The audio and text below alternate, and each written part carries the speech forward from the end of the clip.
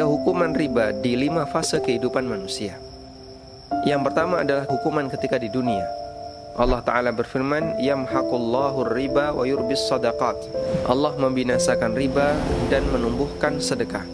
Dan ayat ini sejalan dengan hadis dari Ibnu Mas'ud radhiyallahu anhu, di mana Nabi SAW pernah bersabda, ma ahadun aktsara minar riba illa kana aqibatu amrihi ila qillatin. Siapapun yang memperbanyak hartanya dengan cara riba, maka akhir urusannya akan menjadi miskin, sehingga dia menjadi orang yang serba membutuhkan di akhir kehidupannya. Karena itulah riba memberikan jaminan tidak sejahtera ketika usia senja.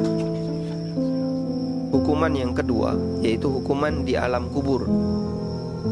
Pemakan riba mendapatkan ancaman hukuman di alam kubur dalam bentuk berenang di sungai darah. Nabi SAW pernah menceritakan mimpinya.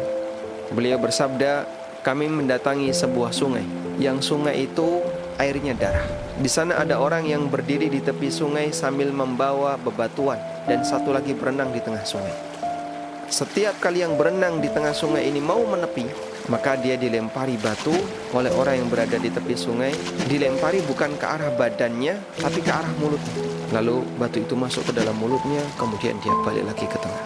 Dan begitu seterusnya sampai yang dikehendaki oleh Allah Subhanahu wa taala. Ketika Nabi SAW bertanya kepada malaikat, siapakah ini? Maka malaikat menjawab, orang yang kamu lihat berenang di sungai darah adalah pemakan riba. Selanjutnya adalah hukuman di fase kebangkitan.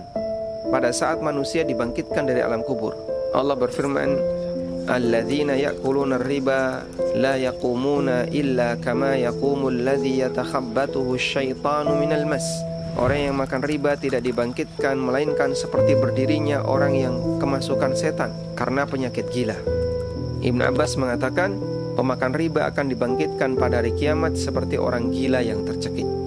Allah berfirman, dzalika bi annahum qalu innamal bai'u mitslur riba. Hal itu disebabkan karena mereka mengatakan bahwa jual beli seperti riba.